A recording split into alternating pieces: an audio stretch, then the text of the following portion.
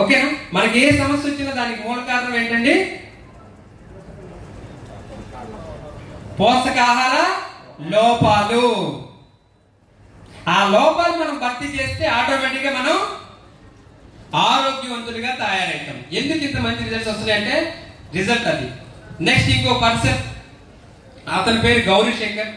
అతనికి ఉన్నటువంటి సమస్య ఏంటంటే నరాల ప్రాబ్లం. ఓకే, 1,00,00,000 మందిలో ఒకరికి వస్తుందండి. 1,00,00,000 మందిలో ఒకరికి వస్తుంది ఆ సమస్య.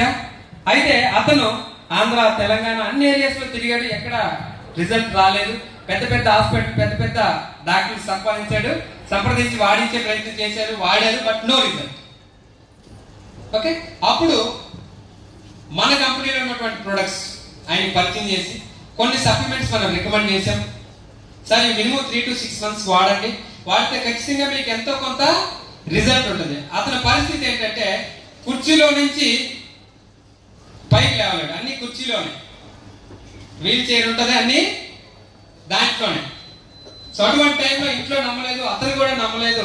అటువంటి టైంలో మన కంపెనీలో ఉన్నటువంటి supplements, food patches, noni, ganoderma, flax, L arginine, CMD, protein powder, ఇట్లాంటి కొన్ని సప్లిమెంట్స్ రికమెండ్ చేసిన తర్వాత ఆయన మొదలుపెట్టిన 1.5 monthకి కుర్చీలో నుంచి లేవలేని వ్యక్తి, బాత్రూమ్ కూడా లేవలేని వ్యక్తి నవ్వుచి బాత్రూమ్కి వెళ్ళి ఇది హెల్త్ పరంగా ఆల్రెడీ సెపరేట్ అవుతున్నాడు. 1,00,00,000 మందిలో వచ్చిన సమస్య, 4 ఏళ్ల బట్టి బాధపడుతున్నాడు, ఎక్కడ నో రిజల్ట్.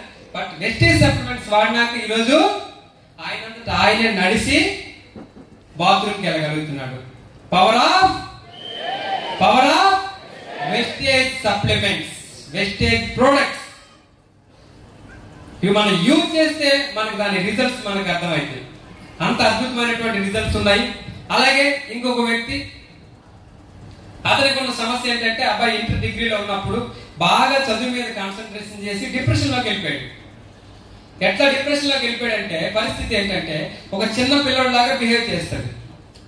కింద కూర్చుంటాడు, డబ్బులు అడుగుతుంటాడు, ఏమైనా కొనుక్కొచ్చుకొని తింటాం లాంటి చాక్లెట్స్, బిస్కెట్లు కొనుక్కొని తింటాడు. కంప్లీట్ ఆ మోడ్లోకి వెళ్ళిపోయాడు. వాళ్ళ నాన్నగారు అది తిరుపతిలో ఆయన క్రైమ్ డిపార్ట్మెంట్ లో హెడ్ కానిస్టేబుల్. ఆయన పేరు Ham Sundar Naidu from Tirupati.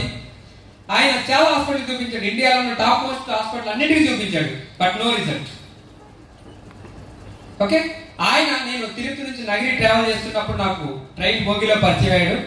First ఆయనకున్న సమస్య వచ్చింది. ఆ సమస్య ఏంటంటే తిరుపతి